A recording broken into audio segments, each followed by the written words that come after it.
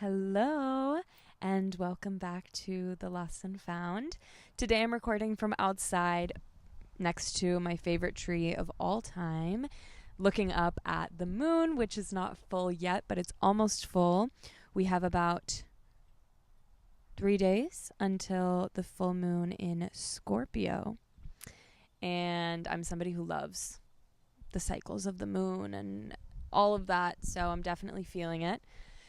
Today I spent hours 9 to 5 indoors staring at a computer for most of the time.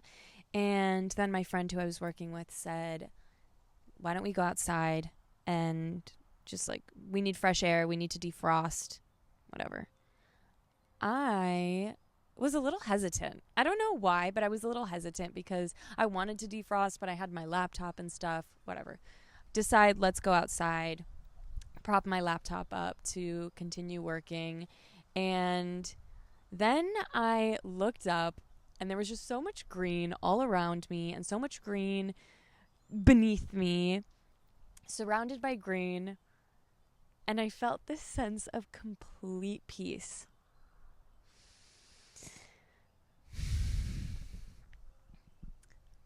It's so easy to forget how much we need nature and how much green and literally the color green, but also just nature in general grounds us and brings us back to a state of calm and joy and bliss and freedom.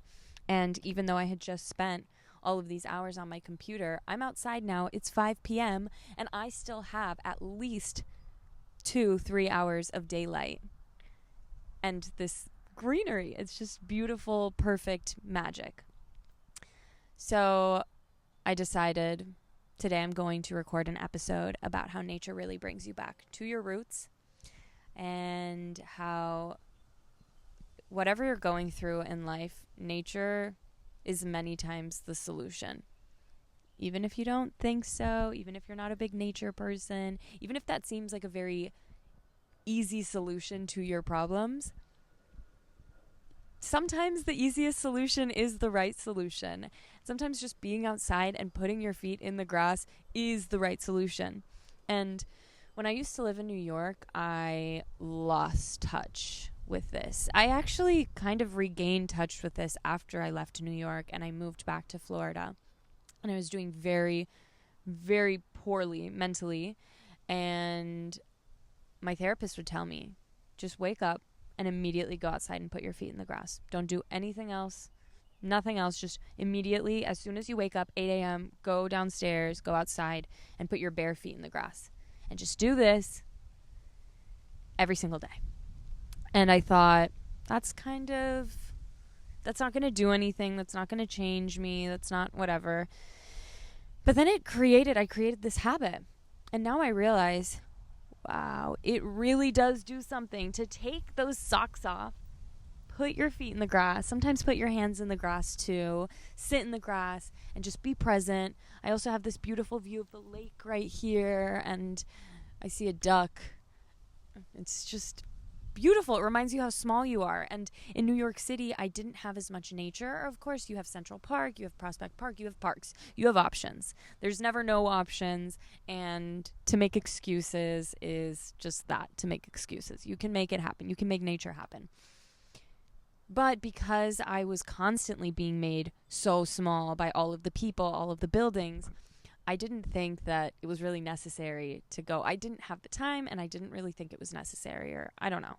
Even the park that I would go to in New York, the closest one to me was Domino Park, and it has artificial grass and a view of the entire city. And it reminds you just how small you are, and it's beautiful, and it's inspiring, but it's not the same. It's not the same, and I don't know the science behind it. It's different.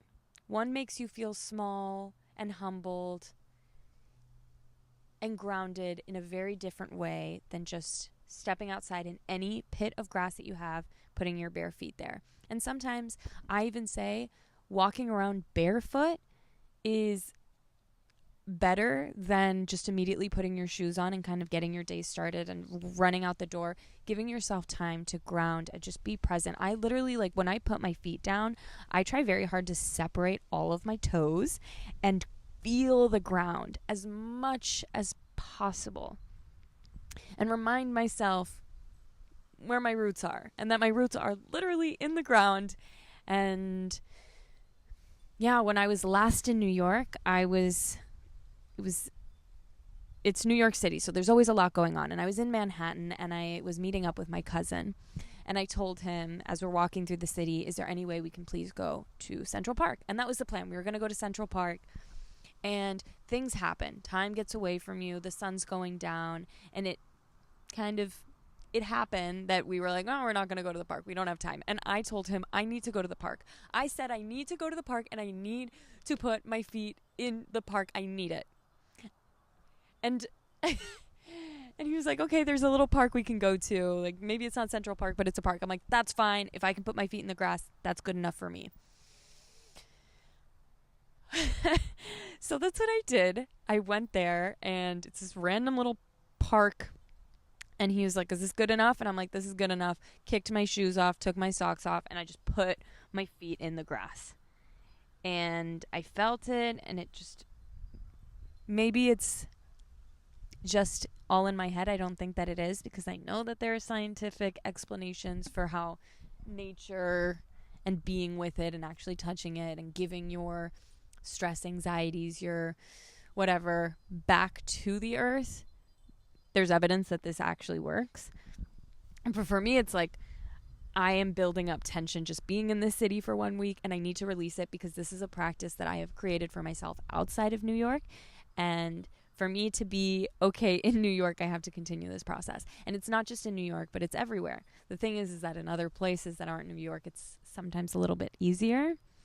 I will say now it's beautiful. And I've noticed it even in my mom, like this need, once you've established a practice of grounding, it becomes a necessity in your life.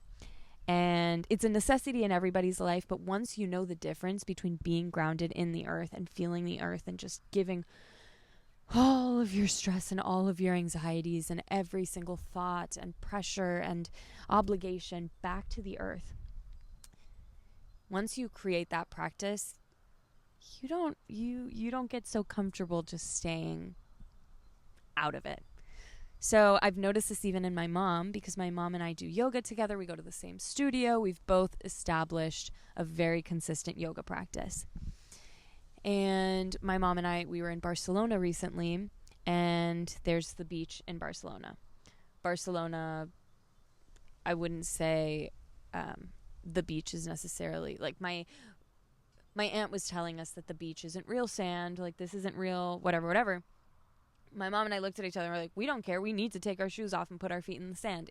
There's no option about it. We need to. My mom even went into the water, got her feet wet, and it was so childlike and joyful and grounded while also being eccentric and whimsical and joyful, cheerful, everything. It was a very beautiful experience. And side note, my mother and I, since we've been becoming more grounded together, I've been able to see her so much more as this grounded, not grounded, that's not the word. I mean, yes, grounded, but more this kid, this human being. She's more than just my mom. She is a little kid living life for the first time, and every time I get to experience that joy and those moments just of pure innocence beaming off of her, it fills me with light and love. When we're in a yoga class together and I turn and I see her with her eyes closed and her little hair tie and her little hair, it's just so cute and sweet and pure. And this is a reminder that no matter how old you are, not that my mom is super old, but you know what I mean. No matter what your age in this life is, child, adult, mother, grandmother, whoever,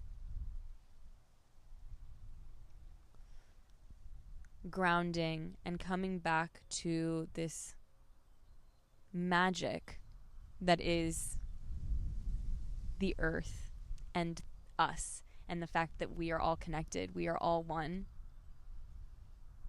There's nothing that truly separates us other than our perception, which separates us, but truly we're all connected. We're all, if you look with a microscope deep, deep, deep into us and a tree, we're just cells and we're just vibrating. And what if we were all vibrating in harmony, right?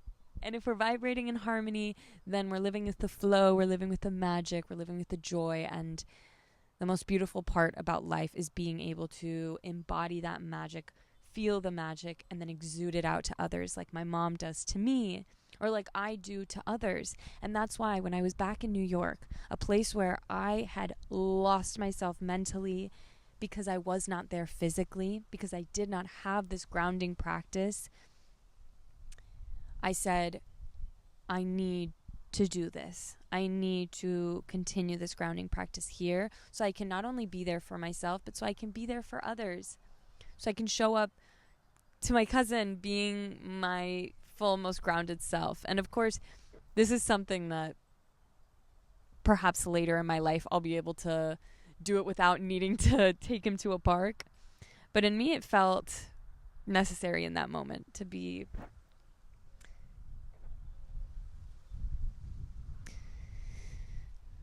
just feel good and to be able to let go. And that's what this podcast is all about today. It's to invite you guys to connect with nature, even if you don't see yourself as somebody who likes nature. You don't have to go on a 10-day backpacking hiking trip in Nepal. You don't have to do any of that. You can just go outside, find a patch of grass, put your feet in it. And you can start, baby steps. Maybe even just getting out of bed and grounding, using your feet, separating the toes and grounding into the earth, feeling the whole foot planted into the ground and just being conscious of the fact that you are being held at all times by this big ball, this big rock, and it is us, and there's no real separating us from it. So why don't we become conscious of that for a moment? Become conscious of our toes, our whole foot, our whole leg, our hips, our stomach, our chest, our lungs, our shoulders, our arms, our fingers, our fingertips, our noses, our throats, our eyes, the space behind our eyes, all of that, just feel it and feel the earth holding it. And look out around you and notice that, wow, we are so abundant. There's never a time to feel this lack of abundance, to feel lack, period. Scarcity. Use your ears. Close your eyes, use your ears. Oh, all the sounds.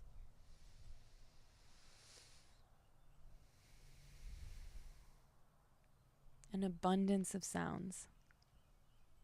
Open your eyes. Look out around you.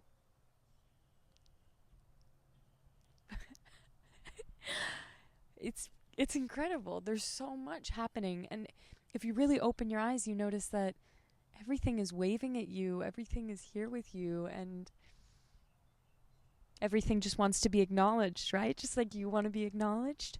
So does the earth. So does this little stick. It wants to be held. It wants to be loved. The stick that I'm holding right now. The moon. It's so beautiful. Look at it. Love it. Have a conversation with it. It's not cringy. It's not cringy to be connected to nature, to take a step back from the computer and go sit outside in the grass. There's nothing cringy about it. It's beautiful. And if you don't want to do it for yourself, here's your reminder that by doing it yourself, you then inspire other people to do it. And I know that deep down inside, you want the people that you love to be in nature, to be grounded, to be held, to be loved, and to love, and to feel joy.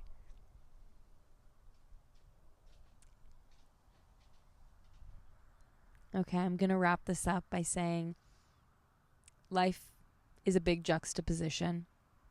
It's not that serious. Nothing's that serious. Go have a fun time, because at the same time, it is that serious. This is your life. If you only get one life, you might as well make it worth it and ground with nature. All of the things that you can chase, the money, the fame, the partner, the whatever it is, that does not compare to the joy and satisfaction that you feel in your soul when you are completely 100% grounded and aware of your surroundings and grateful. So connect with nature, connect with your source, with God, with your light, the light that shines in you, the light that shines in all of us, because it is that serious. And when I say it's not that serious, it's because you shouldn't be taking yourself so seriously. And I'm going to wrap it up. I hope that made sense at the end. It's not a big deal because it is a big deal. It's not a big deal because it's such a big deal. Don't take your life for granted. Go outside. Look at the moon. Just look at the moon. Look at the moon. Why don't you? Thank it for being so beautiful and coming out and putting on a show every single night. Every single night. She's so beautiful. I don't know if my Mac will capture her. There she is. There's our beautiful moon. Probably in, I'm going to guess Leo. Maybe Leo or Virgo. Who knows? I love you, moon. And I love you. Okay. Mwah. Have a beautiful rest of your night, day, morning, whatever it is. I am just grateful to be outside. Okay. Love you guys. Mwah.